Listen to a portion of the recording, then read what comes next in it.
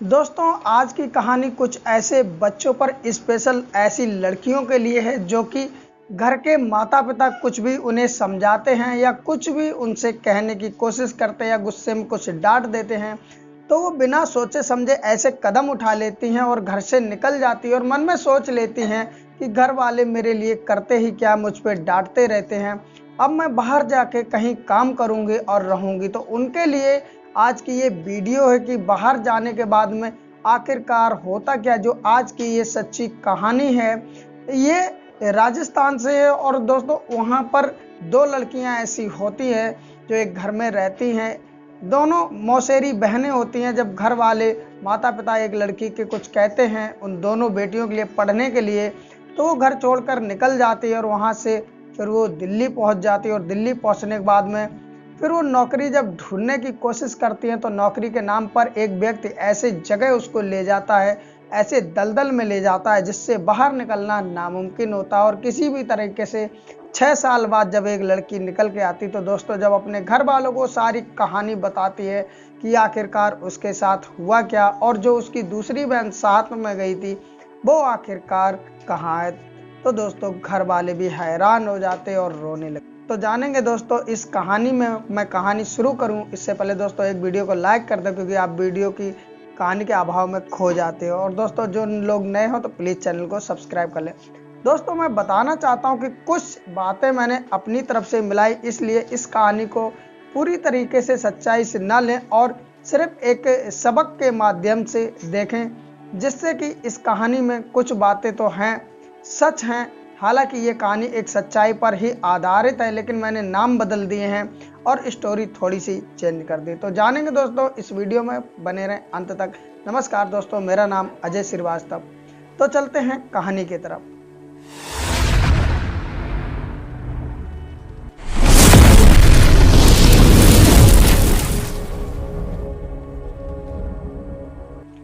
आज की जो कहानी है दोस्तों, राजस्थान के एक छोटे से गांव की है। वहाँ पर एक परिवार होता है। परिवार में माता पिता होते हैं और एक बेटी होती है। बेटी का नाम जो होता है वो गुंजन होता है। उसकी उम्र लगभग 16 साल के आसपास होती है। और जो गुंजन की माँ होती है उसका नाम सुमन देवी होता है।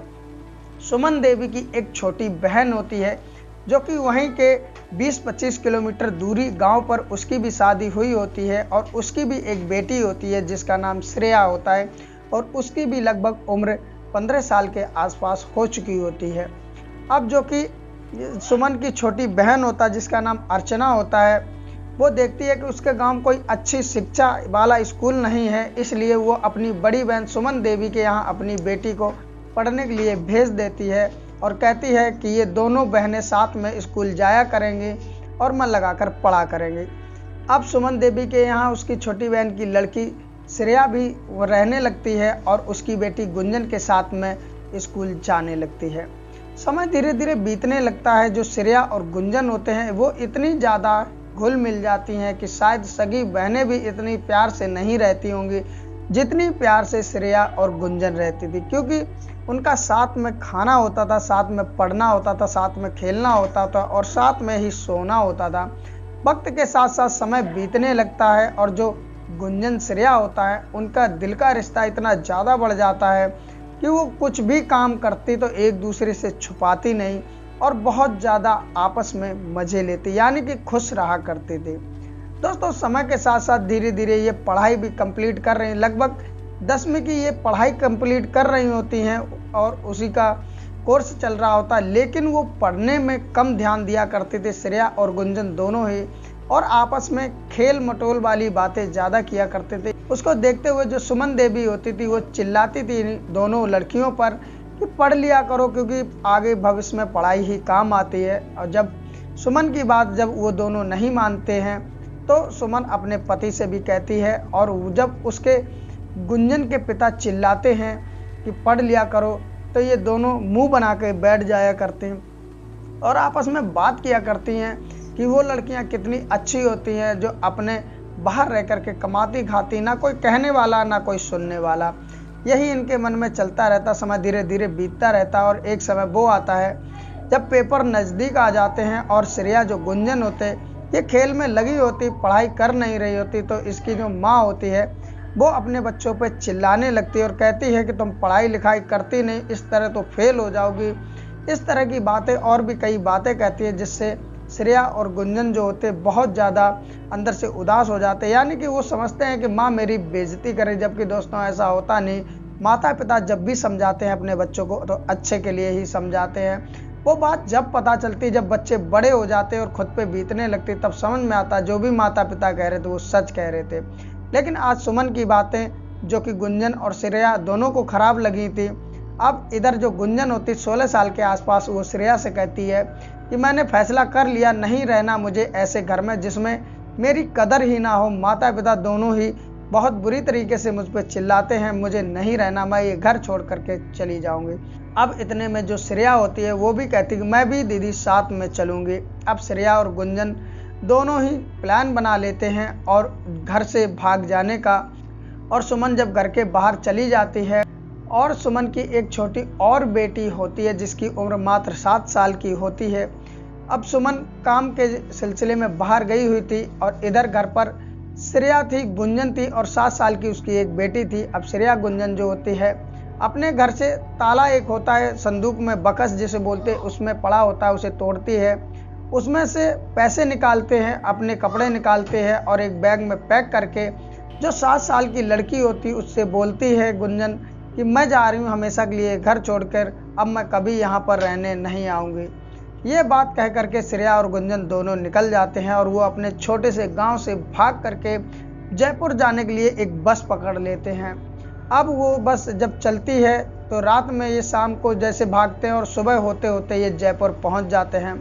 और पहुंचने के बाद में जब वहां देखते कि अब क्या किया जाए, तो वहां से जयपुर के जो रेलवे स्टेशन होता है वहां पर ये दोनों पहुंच जाते हैं। और पहुंचने के बाद में फिर दिल्ली के लिए जो ट्रेन आ रही होती है उस ट्रेन को पकड़ लेती हैं। अब ये ट्रेन में तो बैठ जाती हैं और वहाँ से बैठने के बाद अब सपने देखने लगती हैं कि दिल्ली में जाएंगे, हम अपनी नौकरी करेंगे और बहुत सारा पैसा कमाएंगे, उसके बाद हम घर जाएंगे तो घर वालों से कहेंगे कि देखो तुम कितना चिल्लाते थे और हम देखो आज क्या बन करके आए हैं। इस तरह के ये सपने लिए हुए जयपुर से निकल जाती हैं दिल्ली के लिए, जो कि नई दिल्ली रेलवे स्टेशन पर जब ट्रेन आती है वहाँ से उतरती हैं और ये रेलवे स्टेशन से जब बाहर निकलती हैं तो दोस्तों उसके बाद में अब इनको कुछ समझ में नहीं आ रहा था, ना किसी से जानती ना पहचानती कि आखिर जाया तो जाया कहाँ जाए। वहाँ पर एक व्यक्ति खड़ा होता है और उस व्यक्ति से पूछती हैं कि हमारे लोगों के लिए यहाँ पर काम कहाँ मिल सकता है। तो वो व्यक्ति कहता है कि अरे बस इतनी सी बात है, तुम्हें हम काम दिलवा देंगे, तुम बस मेरे साथ चलो। अब जो श्रेया गुंजन होती हैं दोनों बहुत ज़्यादा खुश हो जाती है, उस व्यक्ति के साथ जाती हैं और कुछ दूरी चलने के बाद में व्यक्ति एक ऐसी जगह ले जाता है जहाँ पर वेश्यावृत्ति होती है। वहाँ पर ले जाने के बाद जो वेश्यावृत्ति करती उसकी एक मालकिन होती है, उस मालकिन के पास में वो व्यक्ति उन दोनों को ले जाता और उस वेश्यावृत्ति जो कराती थी उस मालकिन से वो कहता है कि इन दोनों को मैं लाया हूँ, इन्हें काम चाहिए और जो मेरा कमीशन वो मुझे दे दीजिए। दरअसल वो एक ऐसी जगह पे ले आया था जहाँ पर कोठे होते थे। अब वो लड़कियाँ जो होती हैं एक बार वहाँ पहुँच जाती हैं, उसके बाद में अब वो देखती हैं वहाँ पर जो और लड़कियाँ होती हैं, लेडीजें होती हैं, बहुत ज़्यादा आपत्तिजनक हालत में होती, छोटे छोटे कपड़े पहने हुए होते हैं। अब वो देखते ही कुछ कुछ समझ में आने लगता है कि शायद हम दोनों बहनें गलत जगह आ गए। अब वो वापस जाने की कोशिश भी करती, लेकिन वहाँ पर मुस्टंडे खड़े होते, वो वापस जाने नहीं देते और जो व्यक्ति के साथ में आई थी वो व्यक्ति भी चला जाता है। अब उनको समझ में आ चुका था कि हम गलत जगह फंस गए हैं। अब उसके बाद में जो वेश्यावृत्ति कराती थी उस कोठे की मालकिन जो होती है वो कहती कि इनको ज़रा चेक करो। दरअसल वो ये चेक करना चाहते थे कि आज से पहले इन्होंने किसी के साथ संबंध बनाया या नहीं। दरअसल एक की उम्र 16 साल थी, एक की उम्र मात्र 15 साल थी, तो आज से पहले किसी के साथ संबंध बनाए नहीं। और कुछ लड़कियां जाती हैं, जब ये चेक करके आ जाती हैं तो वो बता देती हैं कि अभी तक इन्होंने संबंध नहीं बनाए। उसके बाद में दोस्तों उनको वहीं रखा जाता और उनको समझाया जाता कि आज के बाद तुम्हें यहाँ पर क्या करना है। तो वो दोनों मानती नहीं है, तो उन पर पिटाई भी लगती है और उन्हें खाना भी नहीं दिया जाता। आखिरकार जब कई दिन गुजर जाते हैं तो वो दोनों बहनें मान जाती हैं। आखिरकार करती तो करती क्या, अब उन्हें एक दिन के लिए सजाया जाता है और सजाने के बाद में वहाँ पर बोली लगाई जाती है उस रात उन दोनों की। दरअसल बोली इसलिए लगाई जाती है कि जो भी वहाँ पर लड़कियाँ होती हैं, यानी कि अगर फर्स्ट टाइम जब वो शारीरिक संबंध बनाती हैं तो उनकी बोली लगती है और पूरी रात के लिए बोली लगती है। जो सबसे ज़्यादा पैसे की बोली लगाता उस रात वो लड़की उसी की हो जाती और उसके बाद में फिर उनसे वेश्यावृत्ति रोज कराई जाती। यही हाल दोनों का था। अब दोनों की बोली लगती है और उसके बाद में फिर धीरे धीरे, कहने का मतलब है, उनसे वहीं पर वेश्यावृत्ति कराई जाने लगती। अब समय धीरे धीरे बीतने लगता है और वक्त के साथ समय गुजरता जा रहा। धीरे धीरे 2-3 साल गुजर जाते हैं। इन दोनों बहनों को उस कोठे से बाहर आने ही नहीं दिया जाता। ये कोशिश तो भागने की करती हैं, लेकिन जैसे ही पकड़ी जाती बहुत ज़्यादा पिटाई लगती है। अब दोस्तों उनमें से जो छोटी बहन होती है जिसका नाम श्रेया होता है दोस्तों, वो बीमार रहने लगती है। अब जब बीमार रहती है तो उसी कोठे पर ही डॉक्टर आता और आने के बाद में उसकी दवाई वगैरह करता, लेकिन कुछ भी आराम नहीं होता। जब उसका ब्लड टेस्ट होता है तो उसे गंभीर बीमारी होती है। दोस्तों आप समझ सकते हो वो बीमारी कौन सी ऐसी जगह लगती है, क्योंकि गाइडलाइंस के खिलाफ इसलिए मैं नाम नहीं ले सकता हूँ। अब दोस्तों जब उसको ये बीमारी हो जाती है तो कुछ समय बाद वो श्रेया जो होती है इस दुनिया को छोड़ जाती है, क्योंकि इस बीमारी का कोई इलाज भी नहीं होता। अब ये बात गुंजन जब देखती है कि श्रेया अब इस दुनिया में नहीं रही है, उसे भी डर लग जाता कहीं मुझे भी गंभीर बीमारी ही ना हो जाए, क्योंकि ये जगह ही इस तरह की है। अब वो धीरे धीरे समय गुजरता रहता और दोस्तों धीरे धीरे साल गुजर जाते 6। जब 6 साल गुजर जाते हैं तो श्रेया एक रात को सो रही होती है और अचानक उठती, देखती है कि सभी सो रहे, तो वो अचानक से वहाँ से निकलने में कामयाब हो जाती है और निकल करके वही रेलवे स्टेशन पहुँच जाती है जहाँ पर अपने वो सपनों की दुनिया लेकर के आई थी दिल्ली में, कि यहाँ पर आकर के हम बहुत पैसा कमाएंगे। लेकिन दोस्तों वो ऐसे दलदल में फंस गई जो कि निकलना वहाँ से मुश्किल ही नहीं, नामुमकिन था। लेकिन किसी भी प्रकार वो निकली। तो दिल्ली से फिर वो जयपुर की ट्रेन पकड़ती है और जयपुर से फिर वो अपने घर पहुँच जाती है।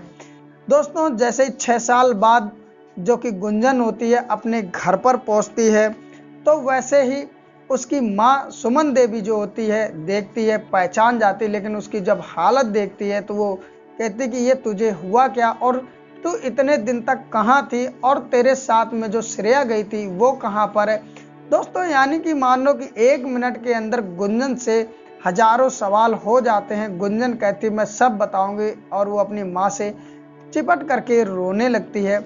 उसके बाद में वो बताती है कि हम यहाँ से, जब तुमने डांटा था तो हम यहाँ से भाग करके जयपुर गए, और जयपुर से दिल्ली गए इसलिए कि हम काम करेंगे, लेकिन हमें पता नहीं था हम कहाँ जाना चाहते थे, दिल्ली में कहाँ पर काम करेंगे। इसलिए एक व्यक्ति से मदद मांगी तो वो काम के मामले पे मुझे वेश्यावृत्ति में ले गया और वहाँ हमारी बोली लगाई गई। उसके बाद में हमसे वेश्यावृत्ति कराई गई।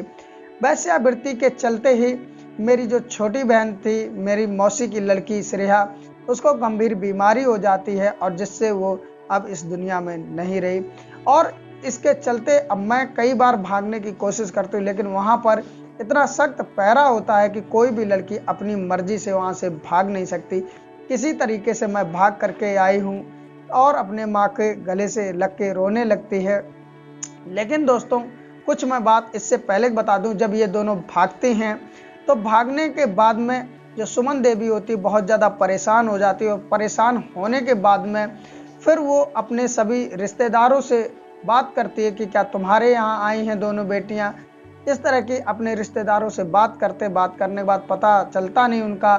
फिर वो सुमन जो होती है वो अपनी छोटी बहन जो कि अर्चना होती है उसके यहाँ फ़ोन करती है और कहती है क्या दोनों बेटी वहाँ आई, तो अर्चना भी कहती है यहाँ नहीं, और अर्चना भी बहुत ज़्यादा घबरा जाती है। अब ये दोनों एक ही जगह आ जाती हैं, बहनें अर्चना और सुमन मिल करके पुलिस स्टेशन जाते हैं। पुलिस वाले भी महीने 2 महीने काफ़ी ढूंढने की तलाश करते, लेकिन इन दोनों का पता नहीं चलता। और दोस्तों इस तरह ये दिल्ली एक वेश्यावृत्ति के काम में उतार दी जाती हैं। अब इधर जो कि गुंजन होती है अपने घर आ जाती, माँ से लिपट करके रोती है, तो उसकी माँ कहती है कि जो भी तेरे साथ हुआ इसे किसी से शेयर करना नहीं, क्योंकि अगर तुम शेयर करोगी तो तुम्हारा जीना मुश्किल हो जाएगा, इसलिए किसी को बताना नहीं। और फिर से गुंजन एक तरह से रहने लगती है और वो बहुत ज़्यादा पछताती है कि आखिरकार मैंने माँ की डांट का बुरा माना ही क्यों, और बुरा माना अपने मन की तो ऐसी दलदल में फंस गई जहाँ से निकलना नामुमकिन था। तो दोस्तों किसी तरीके से वो निकल तो आई, लेकिन आज की कहानी से उन लड़कियों को सीख लेनी चाहिए जो अपनी माँ और पिता की बात नहीं मानती और गुस्से में घर छोड़ के जाने का प्लान बनाती हैं। लेकिन वो ये कहानी जरूर सुने, क्योंकि दोस्तों उन्हें इससे कुछ ना कुछ सीख जरूर मिलेगी। आखिरकार ऐसी लड़कियों का अंजाम होता क्या, क्योंकि अनजाने शहर में हर कोई अच्छा होता नहीं है।